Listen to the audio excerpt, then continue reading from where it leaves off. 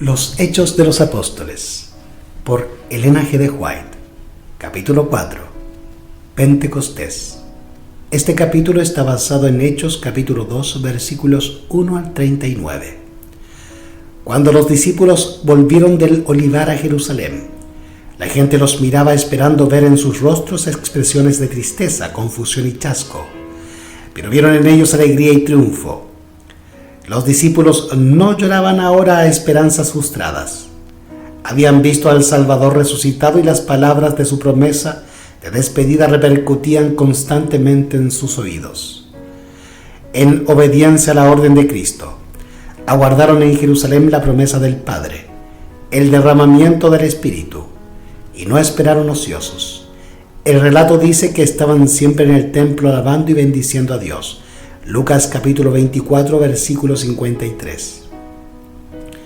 También se reunían para presentar sus pedidos al Padre en el nombre de Jesús. Sabían que tenían un representante en el cielo, un abogado ante el trono de Dios. Con solemne temor reverente se postraron en oración, repitiendo las palabras impregnadas de seguridad. Todo cuanto pidierais al Padre en mi nombre os lo dará. Hasta ahora nada habéis pedido en mi nombre. Pedid y recibiréis para que vuestro gozo sea cumplido. Juan capítulo 16, versículos 23 y 24. Extendían más y más la mano de la fe con el poderoso argumento: Cristo es el que murió, más aún, el que también resucitó, el que además está a la diestra de Dios, el que también intercede por nosotros. Romanos capítulo 8, versículo 34. Mientras los discípulos esperaban el cumplimiento de la promesa, humillaron sus corazones con verdadero arrepentimiento y confesaron su incredulidad. Al recordar las palabras que Cristo les había hablado antes de su muerte, entendieron más plenamente su significado. Fueron traídas de nuevo a su memoria verdades que habían olvidado, y las repetían unos a otros. Se reprocharon a sí mismos el haber comprendido tan mal al Salvador. Como en procesión pasó delante de ellos una escena tras otra de su maravillosa vida. Cuando meditaban en su vida pura y santa, sentían que no habría trabajo demasiado duro, ni sacrificio demasiado grande con tal de que pudiesen atestiguar con su vida la belleza del carácter de Cristo. Oh, si solo pudieran vivir de nuevo los 3 años pasados, pensaban ellos, de cuán diferente modo procederían. Si solo pudieran ver al Señor de nuevo, cuán fervorosamente tratarían de mostrar la profundidad de su amor y la sinceridad de la tristeza que sentían por haberle apenado con palabras o actos de incredulidad. Pero se consolaron con el pensamiento de que estaban perdonados, y resolvieron que, hasta donde fuese posible, expiarían su incredulidad, confesándolo valientemente delante del mundo. Los discípulos oraron con intenso fervor pidiendo capacidad para encontrarse con los hombres y en su trato diario hablar palabras que pudieran guiar a los pecadores a Cristo. Poniendo aparte toda diferencia, todo deseo de supremacía, se unieron en estrecho compañerismo cristiano. Se acercaron más y más a Dios, y al hacer esto comprendieron cuán grande privilegio habían tenido al poder asociarse tan estrechamente con Cristo. La tristeza llenó sus corazones al pensar en cuántas veces le habían apenado por su tardo entendimiento y su incomprensión de las lecciones que, para el bien de ellos, estaba procurando enseñarles. Esos días de preparación fueron de profundo escudriñamiento del corazón. Los discípulos sentían su necesidad espiritual y clamaban al Señor por la santa unción que los había de hacer idóneos para la obra de salvar almas. No pedían una bendición simplemente para sí. Estaban abrumados por la preocupación de salvar almas. Comprendían que el Evangelio había de proclamarse al mundo y demandaban el poder que Cristo había prometido. Durante la era patriarcal, la influencia del Espíritu Santo se había revelado a menudo en forma señalada, pero nunca en su plenitud. Ahora, En obediencia a la palabra del Salvador, los discípulos ofrecieron sus súplicas por este don, y en el cielo Cristo añadió su intercesión. Reclamó el don del Espíritu para poderlo derramar sobre su pueblo. Cuando llegó el día de Pentecostés, estaban todos unánimes juntos, y de repente vino del cielo un estruendo como de un viento recio que soplaba, el cual llenó toda la casa donde estaban sentados. Sobre los discípulos que esperaban y oraban vino el Espíritu con una plenitud que alcanzó a todo corazón. El Ser Infinito se reveló con poder a su iglesia. Era como si durante siglos esa influencia hubiera estado restringida y ahora el cielo se regocijara en poder derramar sobre la iglesia las riquezas de la gracia del Espíritu. Y bajo la influencia del Espíritu, las palabras de arrepentimiento y confesión se mezclaban con cantos de alabanza por el perdón de los pecados. Se oían palabras de agradecimiento y de profecía. Todo el cielo se inclinó para contemplar y adorar la sabiduría del incomparable e incomprensible amor. Extasiados de asombro, los apóstoles exclamaron: «En esto consiste el amor». Se asieron del don impartido. ¿Y qué siguió? La espada del Espíritu, recién afilada con el poder del cielo y bañada en sus rayos, se abrió paso a través de la incredulidad. Miles se convirtieron en un día. «Os conviene que yo me vaya», había dicho Cristo a sus discípulos, «porque si no me fuere, el Consolador no vendría a vosotros, mas si me fuere, os lo enviaré. Pero cuando venga el Espíritu de verdad, Él os guiará a toda la verdad, porque no hablará por su propia cuenta, sino que hablará todo lo que oyere, y os hará saber las cosas que habrán de venir». Juan capítulo 16 versículos 7 y 13. La ascensión de Cristo al cielo fue la señal de que sus seguidores iban a recibir la bendición prometida. Habían de esperarla antes de empezar a hacer su obra. Cuando Cristo entró por los portales celestiales, fue entronizado en medio de la adoración de los ángeles. Tan pronto como esta ceremonia hubo terminado, el Espíritu Santo descendió sobre los discípulos en abundantes raudales, y Cristo fue de veras glorificado con la misma gloria que había tenido con el Padre desde toda la eternidad. El derramamiento pentecostal era la comunicación del cielo de que el Redentor había iniciado su ministerio celestial. De acuerdo con su promesa, había enviado el Espíritu Santo del cielo a sus seguidores como prueba de que, como sacerdote y rey, había recibido toda autoridad en el cielo y en la tierra, y era el ungido sobre su pueblo. Y se les aparecieron lenguas repartidas, como de fuego, asentándose sobre cada uno de ellos, y fueron todos llenos del Espíritu Santo, y comenzaron a hablar en otras lenguas, según el Espíritu les daba que hablasen. El Espíritu Santo, asumiendo la forma de lenguas de fuego, descansó sobre los que estaban congregados. Esto era un emblema del don entonces concedido a los discípulos, que los habilitaba para hablar con facilidad idiomas antes desconocidos para ellos. La apariencia de fuego significaba el celo ferviente con que los apóstoles iban a trabajar y el poder que iba a acompañar su obra. Moraban entonces en Jerusalén judíos, varones piadosos de todas las naciones bajo el cielo.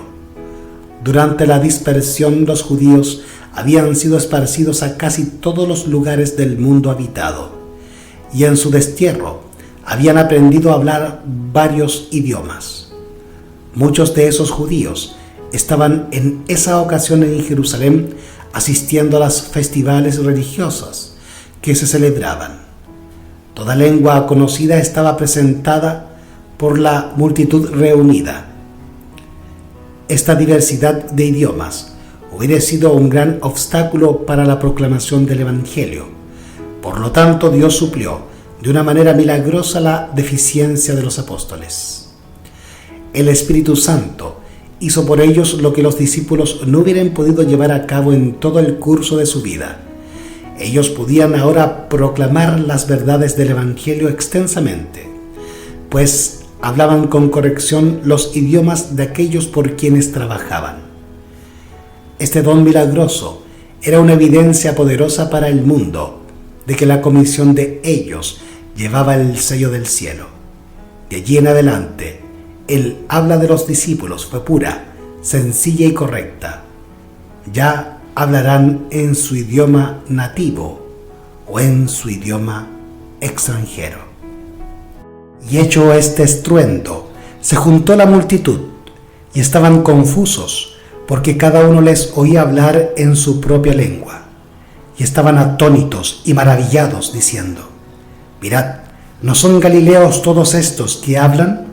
¿Cómo pues les oímos hablar nosotros, cada uno en nuestra lengua, en la que hemos nacido? Los sacerdotes y gobernantes se enfurecieron grandemente al ver esta manifestación maravillosa, pero no se atrevían a ceder a su malicia por temor a exponerse a la violencia del pueblo. Habían dado muerte al Nazareno, pero allí estaban sus siervos, hombres indoctos de Galilea, contando en todos los idiomas que se hablaban entonces la historia de su vida y ministerio. Los sacerdotes, resueltos a explicar de alguna manera natural el poder milagroso de los discípulos, declararon que estaban borrachos por haber bebido demasiado vino nuevo preparado para la fiesta. Algunos de los más ignorantes del pueblo presentes aceptaron como cierta esta versión, pero los más inteligentes sabían que era falsa. Los que entendían las diferentes lenguas daban testimonio de la corrección con que los discípulos usaban esos idiomas. En respuesta a la acusación de los sacerdotes, Pedro expuso que esta demostración era el cumplimiento directo de la profecía de Joel, en la cual predijo que tal poder vendría sobre los hombres a fin de capacitarlos para una obra especial. Varones judíos, y todos los que habitáis en Jerusalén, dijo él, esto os sea notorio, y oíd mis palabras, porque estos no están ebrios, como vosotros suponéis, puesto que es la hora tercera del día. Mas esto es lo dicho por el profeta Joel. Y en los postreros días, dice Dios, derramaré de mi espíritu sobre toda carne, y vuestros hijos y vuestras hijas profetizarán. Vuestros jóvenes verán visiones, y vuestros ancianos soñarán sueños. Y de cierto sobre mis siervos y sobre mis siervas en aquellos días derramaré de mi espíritu, y profetizarán. Con claridad y poder Pedro dio testimonio de la muerte y resurrección de Cristo. Varones israelitas, oíd estas palabras. Jesús Nazareno, varón aprobado por Dios entre vosotros con las maravillas, prodigios y señales que Dios hizo en medio de vosotros por medio de él. Como vosotros sabéis, a éste prendisteis y matasteis por manos de inicuos, crucificándole, al cual Dios levantó sueltos los dolores de la muerte, por cuanto era imposible que fuese retenido por ella. Pedro no se refirió a las enseñanzas de Cristo para probar su acerto, porque sabía que el prejuicio de sus oyentes era tan grande que sus palabras a ese respecto no sufrirían efecto. En lugar de ello les habló de David, a quien consideraban los judíos como uno de los patriarcas de su nación. David dice de él, declaró: veía al Señor siempre delante de mí, porque está a mi diestra, no seré conmovido. Por lo cual mi corazón se alegró y se gozó mi lengua, y aún mi carne descansará en esperanza, porque no dejarás mi alma en el Hades, ni permitirás que tu santo vea corrupción. Varones hermanos, se os puede decir libremente que del patriarca David, que murió y fue sepultado, y su sepulcro está con nosotros hasta el día de hoy. Habló de la resurrección de Cristo, que su alma no fue dejada en el Hades, ni su carne vio corrupción. A este Jesús resucitó Dios, de lo cual todos nosotros somos testigos. La escena es sumamente interesante. El pueblo acude de todas direcciones para oír a los discípulos testificar de la verdad como es en Jesús. Se agolpa, llena el templo. Los sacerdotes y gobernantes están allí, con el oscuro ceño de la malignidad todavía en el rostro, con el corazón aún lleno de odio contra Cristo, con las manos manchadas por la sangre derramada, cuando crucificaron al Redentor del mundo. Ellos pensaron encontrar a los apóstoles acobardados por temor a la fuerte mano de la opresión y el crimen, pero descubrieron que habían superado todo miedo, que estaban llenos del Espíritu proclamando con poder la divinidad de Jesús de Nazaret. Los oyeron declarar con intrepidez que aquel que había sido recientemente humillado, escarnecido, herido por manos crueles y crucificado, era el príncipe de la vida, exaltado ahora a la diestra de Dios. Algunos de los que escuchaban a los apóstoles habían tomado parte activa en la condenación y muerte de Cristo. Sus voces se habían mezclado con las del populacho en demanda de su crucifixión. Cuando Jesús y Barrabás fueron colocados delante de ellos en la sala del juicio y Pilato preguntó: ¿a quién queréis que os suelte? Ellos habían gritado: no a este, sino a Barrabás.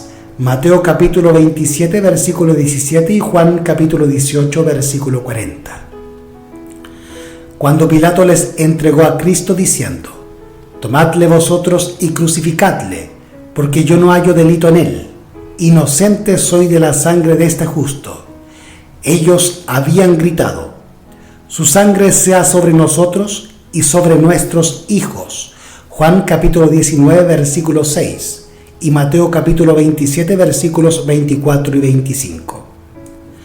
Ahora oían a los discípulos declarar que era el Hijo de Dios el que había sido crucificado. Los sacerdotes y gobernantes temblaban. La convicción y la angustia se apoderaron del pueblo. Al oír esto, se compungieron de corazón y dijeron a Pedro y a los otros apóstoles: varones hermanos, ¿qué haremos? Entre los que escucharon a los discípulos había judíos devotos que eran sinceros en su creencia. El poder que acompañaba a las palabras del orador les convenció de que Jesús era en verdad el Mesías. Pedro les dijo: arrepentíos y bautícese cada uno de vosotros en el nombre de Jesucristo para perdón de los pecados, y recibiréis el don del Espíritu Santo, porque para vosotros es la promesa y para vuestros hijos y para todos los que están lejos, para cuantos el Señor nuestro Dios llamare. Pedro insistió ante el convicto pueblo en el hecho de que habían rechazado a Cristo porque habían sido engañados por los sacerdotes y gobernantes, y en que si continuaban dependiendo del consejo de esos hombres y esperando que reconocieran a Cristo antes de reconocerlos ellos mismos, jamás le aceptarían. Esos hombres poderosos, aunque hacían profesión de piedad, ambicionaban las glorias y riquezas terrenales. No estaban dispuestos a acudir a Cristo para recibir luz. Bajo la influencia de esa iluminación celestial, las escrituras que Cristo había explicado a los discípulos resaltaron delante de ellos con el brillo de la verdad perfecta. Fue quitado ahora el velo que les había impedido ver hasta el fin de lo que había sido abolido, y comprendieron con perfecta claridad el objeto de la misión de Cristo y la naturaleza de su reino. podían hablar con el poder del Salvador, y mientras exponían a sus oyentes el plan de salvación, muchos quedaron convictos y convencidos. Barrieron de su mente las tradiciones y supersticiones inculcadas por los sacerdotes y aceptaron las enseñanzas del Salvador. Así que los que recibieron su palabra fueron bautizados y se añadieron a aquel día como 3.000 personas. Los dirigentes judíos habían supuesto que la obra de Cristo terminaría con su muerte, pero en vez de eso fueron testigos de las maravillosas escenas del día de Pentecostés. Oyeron a los discípulos predicar a Cristo, dotados de un poder y una energía hasta entonces desconocidos, y sus palabras confirmadas con señales y prodigios. En Jerusalén, la fortaleza del judaísmo, miles declararon abiertamente su fe en Jesús de Nazaret como el Mesías. Los discípulos se asombraban y se regocijaban en gran manera por la multitud de la cosecha de almas. No consideraban esta maravillosa mies como resultado de sus propios esfuerzos. Comprendían que estaban entrando en las labores de otros hombres. Desde la caída de Adán, Cristo había estado confiando a sus siervos escogidos la semilla de su palabra, para que fuese sembrada en los corazones humanos. Durante su vida en la tierra había sembrado la semilla de la verdad y la había regado con su sangre. Las conversiones que se produjeron en el día de Pentecostés fueron el resultado de esa siembra, la cosecha de la obra de Cristo, que revelaba el poder de su enseñanza. Los argumentos de los apóstoles por sí solos, aunque claros y convincentes, no habrían eliminado el prejuicio que había resistido tanta evidencia. Pero el Espíritu Santo implantó con poder divino los argumentos en los corazones. Las palabras de los apóstoles eran como saetas agudas del Todopoderoso que convencían a los hombres de su terrible culpa por haber rechazado y crucificado al Señor de la gloria. Bajo la instrucción de Cristo, los discípulos habían sido inducidos a sentir su necesidad del Espíritu Santo. Bajo su enseñanza recibieron la preparación final y salieron a emprender la obra de su vida. Ya no eran ignorantes y sin cultura. Ya no eran una colección de unidades independientes ni elementos discordantes y antagónicos. Ya no estaban sus esperanzas cifradas en la grandeza mundanal. Eran unánimes de un corazón y un alma. Hechos capítulo 2, versículo 46 y Hechos capítulo 4, versículo 32. Cristo llenaba sus pensamientos. Su objeto era el adelantamiento de su reino. En mente y carácter habían llegado a ser como su maestro, y los hombres les reconocían que habían estado con Jesús. Hechos capítulo 4, versículo 13. El día de Pentecostés les trajo la iluminación celestial. Las verdades que no podían entender mientras Cristo estaba con ellos todavía, quedaron aclaradas ahora. Con una fe y una seguridad que nunca habían conocido antes, aceptaron las enseñanzas de la palabra sagrada. Ya no era más para ellos un asunto de fe el hecho de que Cristo era el Hijo de Dios. Sabían que, aunque revestido de humanidad, era en verdad el Mesías, y contaban su experiencia al mundo con una confianza que llevaba consigo la convicción de que Dios estaba con ellos. Podían pronunciar el nombre de Jesús con seguridad porque ¿no era Él su amigo y hermano mayor? Puestos en comunión con Cristo, se sentaron con Él en los lugares celestiales. Con qué ardiente lenguaje revestían sus ideas al testificar por Él. Sus corazones estaban sobrecargados de una bondad tan plena, tan profunda, de tanto alcance, que los impelía a ir hasta los confines de la tierra para testificar del poder de Cristo.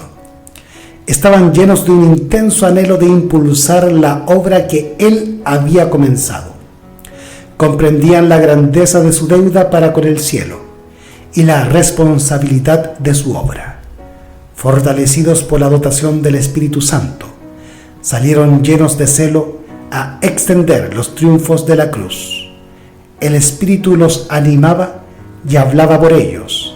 La paz de Cristo brillaba en sus rostros. Habían consagrado sus vidas a su servicio, y sus mismas facciones llevaban la evidencia de la entrega que habían hecho. Los Hechos de los Apóstoles, por Elena G. de White.